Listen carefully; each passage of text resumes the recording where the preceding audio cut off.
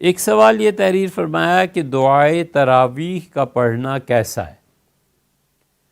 بھیا یہ دعا کہیں نہیں آئی، صاف بات ہے، کسی حدیث میں کسی جگہ نہیں آیا کہ 4 رکعتوں کے بعد یہ دعائے تراویح پڑھنی چاہیے، جس سے اہتمام سے اب مساجد میں اس کے چارٹ لگائے جاتے ہیں اور لوگوں سے سنا جاتا ہے اور بچوں کو یاد کرایا جاتا ہے، اس کی کوئی اصل نہیں۔ کوئی پڑھے اسے ہم منع نہیں کرتے۔ اصل قصہ یہ ہے کہ تراویح میں امت کا طریقہ رہا ہے۔ مکہ مکرمہ میں امام شافعی رحمۃ اللہ علیہ فرماتے ہیں کہ جب 4 رکعتیں پوری ہو جاتی تھیں تو لوگ اٹھ کے طواف کرتے تھے اور ایک طواف کر لینے کے بعد پھر امام 4 رکعتیں اور پڑھاتا تھا، 4 کے بعد وقفہ، 8 کے بعد، 12 کے بعد، اس طرح سے ہوتا تھا۔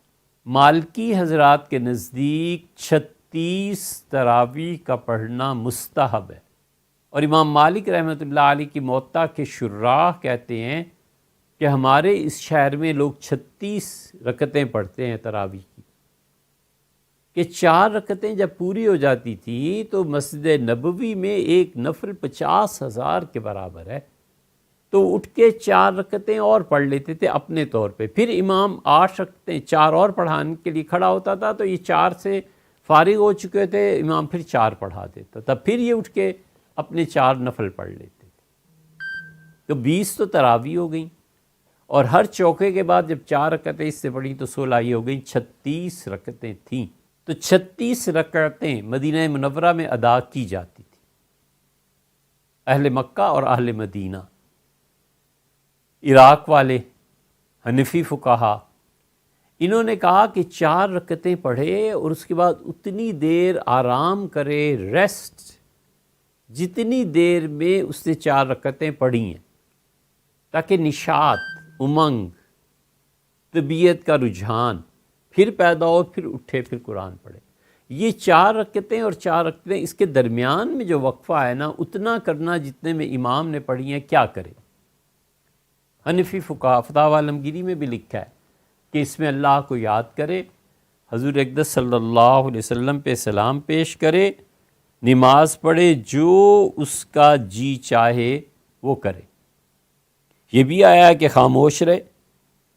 وہ جو تراویح پڑھ رہا ہے اس کی اپنی مرضی پہ ہے، تو تینوں مکاتب فکر ہو گئے، مکی، مدنی اور کوفی۔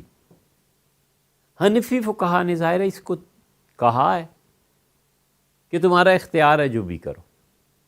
تابعین، بڑے بڑے اکابر رحمہم اللہ مدینہ منورہ میں یہ کرتے تھے، بڑی ہمت تھی۔